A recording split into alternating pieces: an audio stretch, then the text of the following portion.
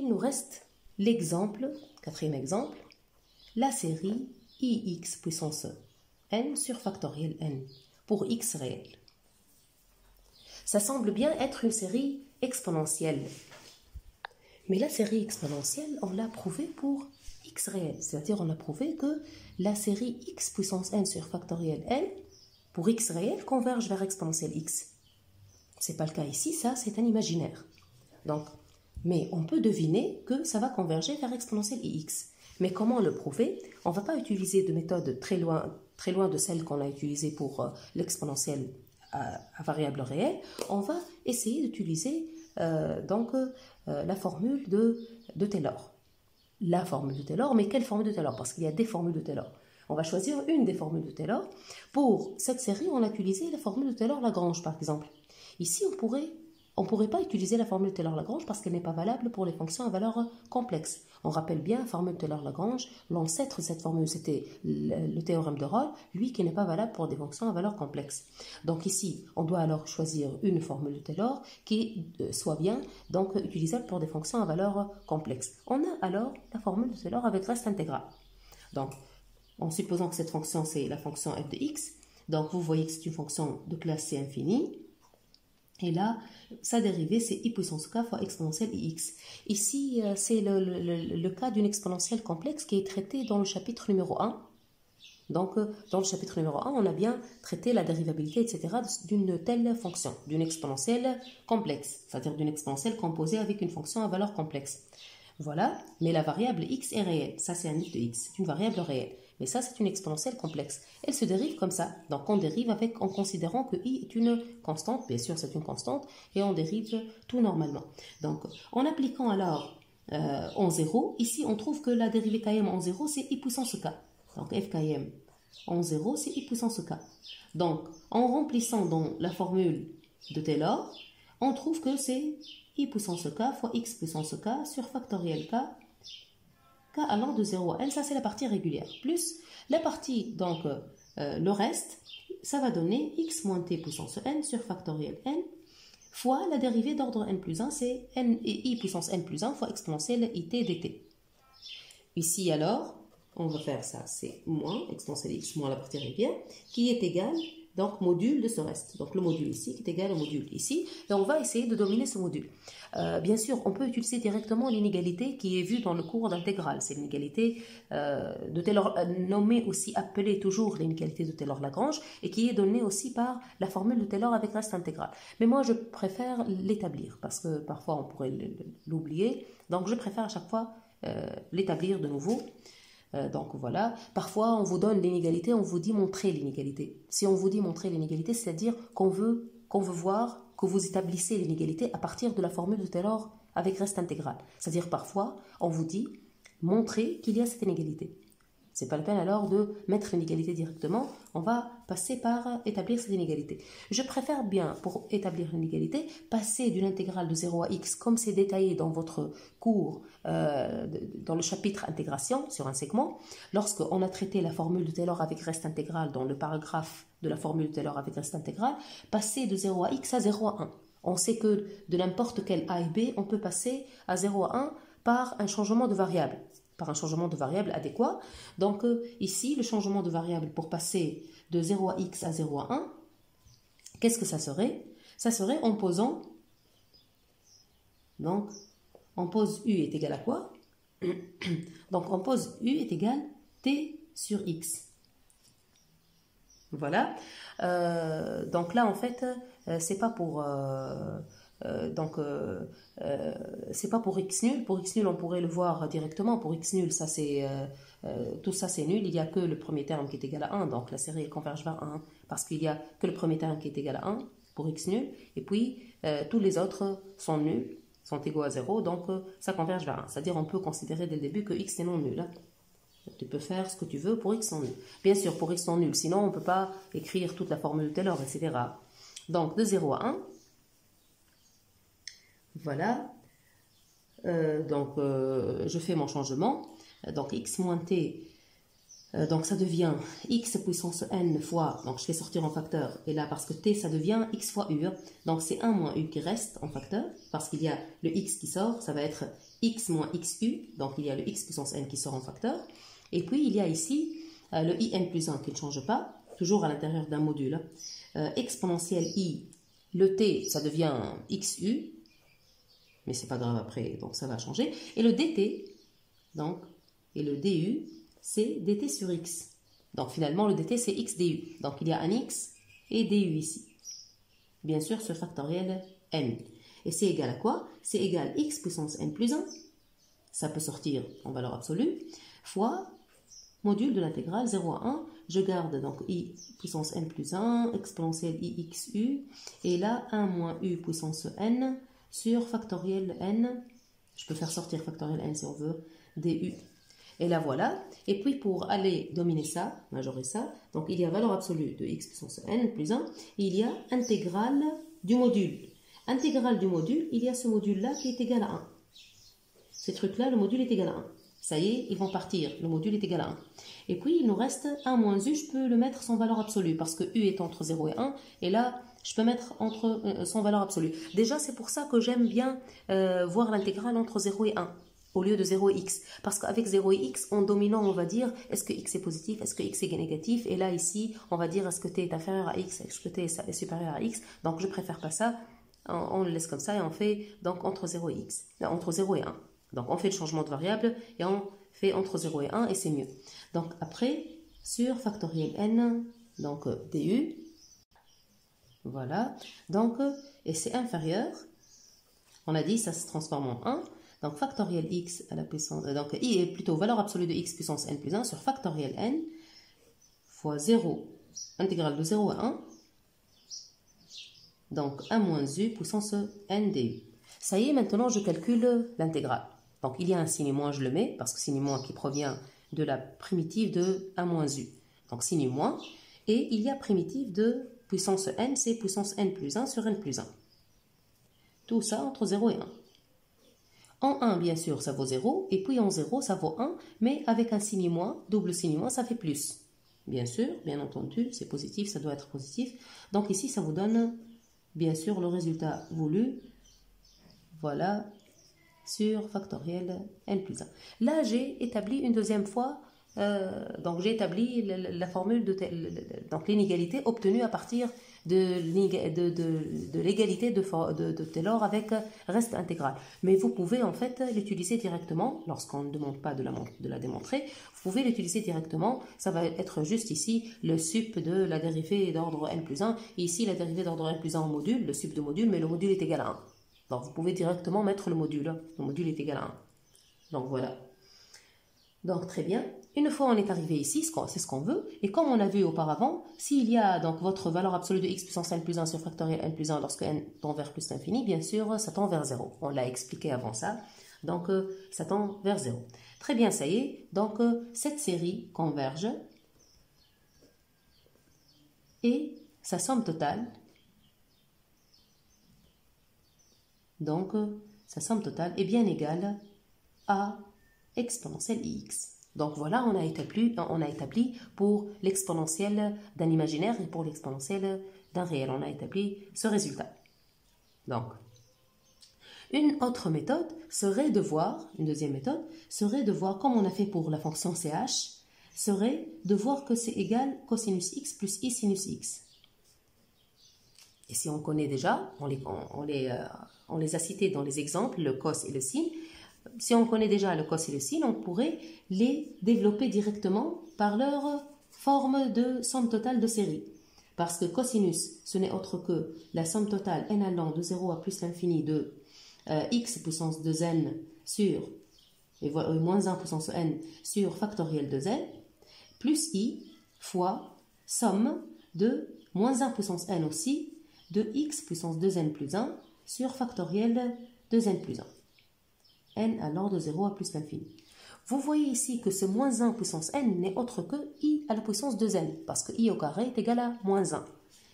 Donc la somme, c'est i à la puissance 2n, x à la puissance 2n, sur factoriel de n. n allant de 0 à plus l'infini. Aussi, si encore je regroupe avec i, ici c'est i à la puissance de n, mais avec ce i là, ça devient i à la puissance de n plus 1. X à la puissance de n plus 1 sur factoriel de n plus 1. N allant de 0 à plus l'infini. Donc ici, c'est comme si donc ces deux sommes-là se complémentent. Il n'y a aucun terme qui manque. Ici, il y a tous les pairs et ici, il y a tous les impairs. Donc si on les regroupe comme ça, et on obtient donc la somme, n allant de 0, ou bien je pourrais le changer, donc je pourrais le changer en une autre variable, et on dirait que c'est la somme par exemple de j allant, donc de j ou n'importe, allant de i à l'absence j, allant de 0 à plus infini, sur factoriel j, parce qu'il y a donc tous les pairs et les impairs, fois x à l'absence j. Et voilà, vous obtenez la série cherchée. C'est ix à l'absence j sur factoriel j allant de 0 à plus l'infini. Et ça, c'est très bien. On obtient donc la série qu'on cherchait. Donc ça, c'est une méthode aussi lorsqu'on connaît qu'il y a des séries convergentes et on connaît qu'elles s'écrivent sous la forme des sommes totales d'autres séries. Donc ça, c'est pour l'exponentielle x. Donc, ce sont des séries qu'on peut résoudre à l'aide de formules de Taylor. Les formes de ces séries-là, on pourrait les reconnaître lorsqu'on reconnaît que le terme général forme une partie régulière. Donc le terme général, il forme une partie régulière d'une fonction connue. En fait, on les connaît généralement parce qu'on les a étudiés dans le chapitre développement limité. Donc la forme, elle est connue à l'œil. Pour le cosinus, pour le sinus, pour CH, SH, c'est-à-dire ce sont des formes qui sont connues. Et là, on cherche maintenant, à l'aide de méthodes comme la formule de Taylor, de chercher leur somme totale lorsque on connaît la forme d'un développement de Taylor. Donc voilà, maintenant un dernier, plutôt en général, c'est détaillé en général maintenant dans votre cours. Généralement, on sait qu'une fonction de classe C infinie pourrait donc se développer en un développement de Taylor, que ce soit Taylor-Lagrange, que ce soit Taylor avec reste intégrale. Ici, c'est écrit C infini d'un intervalle dans R. Dans R, si vous voulez utiliser Taylor-Lagrange, mais sinon, ça pourrait être Taylor avec reste intégrale si c'est dans C. Donc voilà. Donc Mn, le sup du module de Fn plus unième, et là, vous pouvez alors dominer toujours par le sup de sa dérivée d'ordre n plus 1, le sup de module de sa dérivée d'ordre n plus 1, fois x moins 1 puissance n plus 1 sur n plus 1 factoriel. Et là, une fois vous arrivez à montrer que ça tend vers 0, génial, vous avez alors que la série va converger et sa somme totale, ça va être la fonction f de x. Si jamais vous montrez que ça tend vers 0, bien sûr. C'est le cas là où ça tend vers 0. Il y a un exercice qui utilise, ici l'exercice 1.7.1, qui utilise la série exponentielle, c'est-à-dire il utilise le résultat, il ne va pas la démontrer. C'est une série de référence, la série exponentielle, on peut l'utiliser directement. Exercice 1.7.1, pour n supérieur ou égal à 2, on pourrait voir, donc bien sûr il demande de chercher cette somme. Ici on peut dire n supérieur ou égal à 0, bien sûr, parce que factoriel n pour 0, il vaut 1, donc on peut diviser. Donc ça peut commencer par 0. Mais en 0, ici, en 0, ça vaut 0. C'est-à-dire c'est la même si on dit ça. Ça serait la même. Aucune différence parce que le premier terme U0, ici, il vaut 0 parce qu'il y a n carré. Donc aucune différence entre ces deux séries. Il n'y a aucun terme qui manque. Donc, comment trouver ça ? Ça, c'est pas de la forme x puissance n sur factoriel n, pour qu'on voit que c'est directement une série exponentielle. Mais en fait, ce qu'on voit ici, c'est que lorsqu'on a n carré sur factoriel n, vous pouvez voir que directement déjà, ça peut se transformer en n sur n moins 1. Déjà, ça se transforme en ça, directement. Mais là, ça, c'est pour n supérieur ou égal à 1. Pour n supérieur ou égal à 1, tu peux l'écrire comme ça. Après, pour n supérieur ou égal à 2, tu peux l'écrire de cette façon. Lui qui est égal n sur n moins 1, factoriel, tu peux l'écrire donc n moins 1 sur n moins 1, factoriel. Et qu'est-ce qui reste? 1 sur n moins 1 factoriel. Parce qu'ici, on a ajouté 1 pour trancher 1. Très bien, donc c'est 1 sur n moins 2 factoriel plus 1 sur n moins 1 factoriel. Il s'est avéré que pour n supérieur ou égal à 2, Ce terme-là, il s'écrit comme ça. Donc, on peut calculer Sn pour n supérieur ou égal à 2. On sait bien, Sn, on peut la commencer par n'importe quel rang. Ce qui nous intéresse, c'est la limite de Sn. Ce qu'on ne peut pas oublier ou bien négliger, ou bien, c'est-à-dire ne pas considérer, ce sont les termes qu'on ne doit pas négliger. Mais la suite Sn, on peut la commencer par n'importe quel rang. Parce que c'est la somme. Parce que la somme, déjà, elle a enregistré le U0, le U1, etc. Si je commence, donc il y a ma série qui commence par S0, qui commence donc après S1, après S2, après il y a S3, etc., etc. Et il y a ici un certain Sn. Donc, je calcule S0, je calcule S1, je calcule S2, S3, etc. Si je commence mon calcul par S10, voilà le S10 par exemple. Donc, si je commence mon calcul par S10, est-ce qu'on a perdu quelque chose si on commence par le S10? Je voudrais commencer par S10, puis calculer et faire la limite. Si je commence mon calcul pour n égale à 10, j'ai rien perdu parce que déjà, même dans le S10, il y a les anciens qui sont déjà stockés. Tous les anciens sont stockés ici. Toutes les sommes anciennes, tous les termes qui viennent avant, sont stockés dans le S10. N'oubliez pas que c'est une sommation. Donc c'est un stock.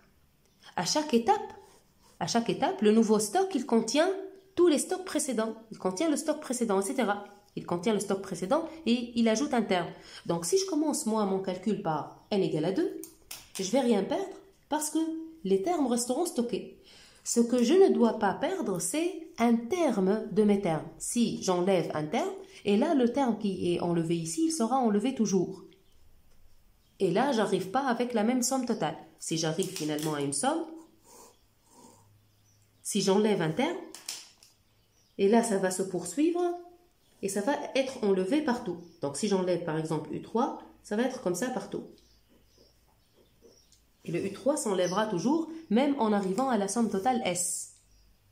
Mais si je commence mon calcul des sommes partielles à partir, par exemple, de S10 ou de S100 ou de S, c'est-à-dire à partir d'un certain rang, pour le calcul des sommes partielles, pas pour les termes UN, pour les SN, si je commence à partir d'un certain rang, je ne vais rien perdre parce que tous les UK sont dans le stock même à partir d'un certain rang. C'est-à-dire, j'ai le droit de parler à partir d'un certain rang pour les sommes partielles, mais pas pour les termes, parce que les termes doivent être stockés.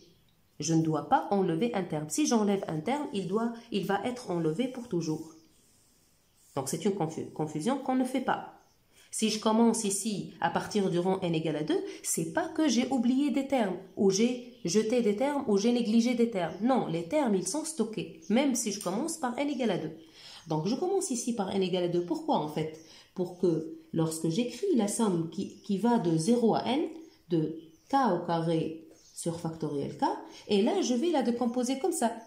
Mais je n'ai pas le droit de décomposer comme ça, donc parce qu'ici je n'ai droit que pour n supérieur ou égal à 2. Donc, on va dire ça. On va dire que c'est k allant de 1 à n. Et là, ça reste la même. Je pourrais la laisser la même. Parce que entre 0 et entre... Donc, avec 0 ou avec 1, c'est la même somme. Mais en fait, je vais écrire comme ça. La première étape, k allant de 1 à n, je vais écrire ma première. K sur k moins 1 factoriel égale k allant de 1 à n, il lui a resté celui-là, k moins 1 factoriel, plus, donc et là tu peux même l'écrire comme ça, tu peux même l'écrire, c'est-à-dire tu le développes petit à petit, je le développe petit à petit, c'est mieux, donc k moins 1 plus 1 sur k moins 1 factoriel. Donc c'est comme ça, j'ai juste réécrit cette ligne-là. Donc j'ai réécrit cette ligne-là, et là, qu'est-ce qu'on trouve? On trouve cela, on trouve que c'est égal à, donc somme k allant de 1. Donc ici, c'est pas de 1, parce que ici, à 1, ça donne 0. Donc je peux aller de 2 vers n, 1 sur factoriel k moins 2, plus ici, c'est somme de k allant de 1 à n sur 1 sur factoriel k moins 1. Donc ici, je ne la transforme pas en 2, parce qu'ici, je dois comptabiliser le terme pour k égale à 1. Mais ici, ça commence par 2 parce que pour 1, ça vaut 0, donc je peux commencer par 2. Et puis, je pourrais alors simplifier et écrire 1 sur factoriel k-2. Très bien. Donc, on continue. Voilà, je continue à développer ça. Ou bien, je pourrais continuer même ici. Donc, c'est égal. Donc, je continue ici. Donc, c'est égal à quoi? Donc, ici, je pourrais regarder ça. Je pourrais même lui faire un changement de variable et le voir comme étant 1 sur factoriel k pour k allant. Donc, ici, il y a k-2 et k, le départ, c'est 2. Donc, ça devient 0. Et puis, il arrive à n. Donc, k-2, ça arrive à n-2. Donc, plus, ici aussi, c'est k partant de quoi? Donc, c'était de 1 et ici, k-1, donc de 0 à n-1. Donc, ça arrive à n et ici, c'est k-1. Donc, ça arrive à n-1. Sur 1 sur factoriel k.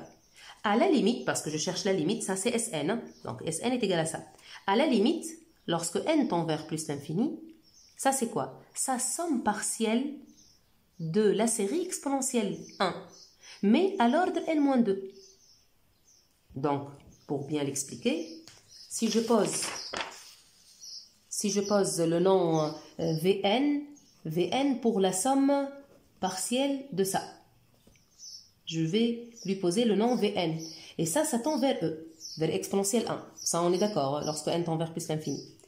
Qu'est-ce que j'ai obtenu? J'ai obtenu que Sn est égal, je reviens à Sn, j'ai obtenu que Sn est égal Vn-2 plus Vn-1. Donc, j'ai bien obtenu que mon Sn, donc j'ai bien obtenu que ma somme partielle est bien égale à ce Vn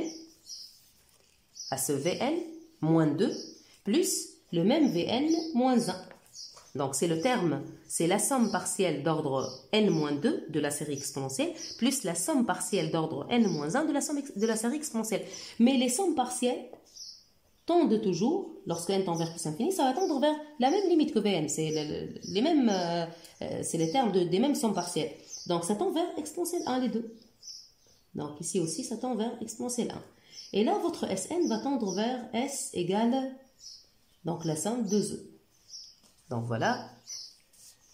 Et on va obtenir finalement que votre somme partielle, votre série, donc la série implique la série n carré sur factoriel n appartenant à n converge et sa somme totale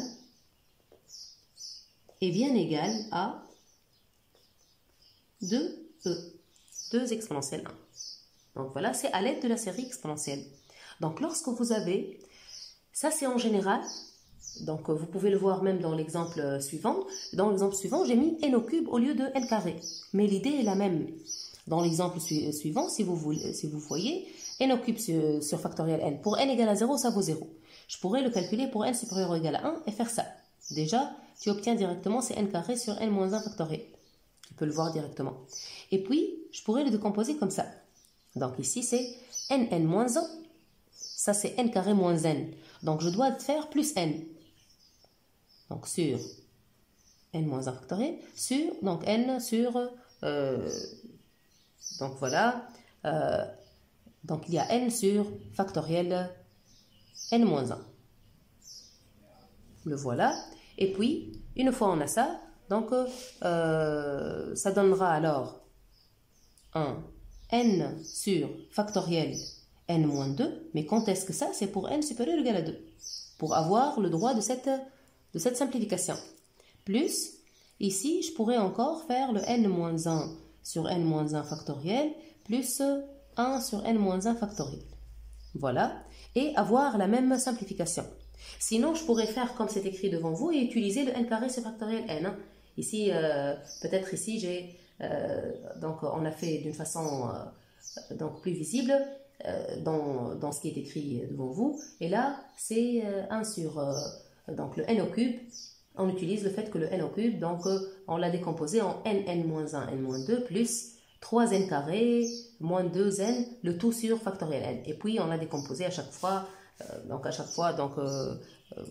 c'est comme vous voulez, c'est-à-dire, sinon, vous pouvez décomposer comme ça. C'est comme vous voulez. L'essentiel d'arriver à faire des simplifications avec des factoriels et obtenir toujours constante sur factoriel. Donc, je continue à faire ça. Donc, ici, je vais faire quoi? Je vais faire n moins, donc n-2 sur factoriel n-2, comme ça, plus 2 sur factoriel n-2. Vous le voyez ici, donc j'ai décomposé cela. Plus, et là je fais ma simplification, c'est 1 sur factoriel n-2, plus 1 sur factoriel n-1. Tout ça, c'est lorsque n supérieur ou égal à 2. Maintenant, pour faire cette simplification, ça c'est valable pour n supérieur ou égal à 3. Et j'obtiens que c'est 1 sur factoriel n-3 plus 3 sur factoriel n-2 plus 1 sur factoriel n-1. Très bien. Et finalement, on va, chaque somme partielle va converger là où, là où elle est censée converger, c'est-à-dire on va revenir aux sommes Vn. Et puis ici, on va avoir le terme Vn-3. Donc on fait la somme. Ici, la somme Sn. Et on a k allant de 0 à n de k au cube sur factoriel k. Ça, c'est pour n supérieur ou égal à 3. Je calcule, est égal. Pour 0, c'est inutile. Donc, je commence par 1 à n, k au cube sur factoriel k, égale. Et puis, on décompose comme ici, petit à petit. Et puis, à chaque étape, on va enlever les termes inutiles pour pouvoir passer à la simplification. Donc, vous avez ces k allant de 1 à n et on refait les mêmes étapes. Donc, on refait les mêmes étapes. Vous avez votre k-1 sur factoriel k-1 plus k sur k-1. Et là, ça y est ici. Donc, cette somme-là peut commencer de k égale à 2 parce que k-1 donne 0. On l'élimine. Et ça commence par k égale à 2 pour donner k sur factoriel k-2, comme on l'a dit, qui se transforme en k-2 plus 2 sur k-2 factoriel, donc la même étape, plus, et ici, c'est k égale à 1 jusqu'à n, ce k sur k-1 factoriel qu'on transforme, comme on l'a dit, à k-1 plus 1 sur k-1 factoriel, et ici sur k-1 factoriel, le voilà le calcul. Et après, ici, il y a ce terme-là inutile, on simplifie, pour k égale à 1, il donne 0, donc on commence par 2. Et ici, il y a le terme égal à 2 qui est inutile. On simplifie, ça donne k-3 factoriel. Et on enlève le 2. Ici, parce que pour 2, ça donne 0. Donc, k allant de 3 à n, de 1 sur factoriel k-3, voilà, plus k allant de 2 à n, de 2 sur, et puis, je peux regrouper avec ça, avec ce qui va venir ici, après. Hein. Donc, sur k-2 factoriel plus, ici, c'est somme de k allant de 2 à n, ici le 2, donc on enlève alors le 1, parce qu'ici ça donne 0, et puis ça donne 1 sur k-2 factoriel, voilà, très bien, plus, ici, c'est somme 1 sur k-1 factoriel k allant de 1 jusqu'à n. On les regroupe, voilà, on les regroupe alors, donc, et ça va donner égal, donc, c'est somme k allant de 3 à n de 1 sur k-3 factoriel, plus, il y a 3 fois la somme k allant de 2 à n de 1 sur factoriel k-2, plus, donc combien de fois le 1 sur k-1? Il y a un seul sur k-1, une seule sur k-1. La voilà, donc plus une seule sur k-1, donc k-1 factoriel, toujours k allant de 1 à n. Donc si vous voyez ça, vous transformez ça, donc si vous transformez en somme partielle de série exponentielle, ça va donc être ici, si je transforme ça en factoriel k, k-3 se transforme en k, donc ça va commencer de 0 à n-3, plus, donc 3 fois par la même méthode, de 0 à n-2, 1 sur factoriel k, plus, de la même façon, de 0 à n-1, de 1 sur factoriel k. Et puis, ça c'est le vn-3, plus 3vn-2, plus vn, mais tout ce tend vers exponentielle 1. Donc 3 exponentielle 1 ici, c'est exponentielle 1. Donc finalement, cette somme Sn qu'on cherchait, elle va converger vers, ici, c'est 5 exponentielle 1, 5e. Donc finalement, ça y est, cette série converge et sa somme totale n'est autre que 5e. Donc finalement, généralement, tu peux l'établir même pour n'importe quel polynôme en n sur factoriel n. Vous le voyez. C'est-à-dire vous pouvez la généraliser cette méthode lorsque vous rencontrez n'importe quel polynôme en n. L'essentiel que ce soit n en polynôme. Donc polynôme en n sur factoriel n. Donc là voilà. Et là, vous allez utiliser de cette façon-là la série exponentielle. C'est-à-dire que vous allez essayer de décomposer jusqu'à arriver à ce calcul. Dans la méthode qui est détaillée dans votre cours, je n'ai pas utilisé cette façon de décomposer. J'ai utilisé directement le fait d'écrire n, n-1, n-2, et puis j'ai calculé ce qui reste. Aussi, c'est une méthode. Donc, je donne... c'est-à-dire c'est un calcul. L'essentiel est d'arriver à simplifier tous vos puissances avec factoriel pour arriver à une somme de factoriel comme ça. Donc, pour arriver à la fin à une somme de factoriel comme on l'a fait ici pour l'exprimer à l'aide de la série exponentielle.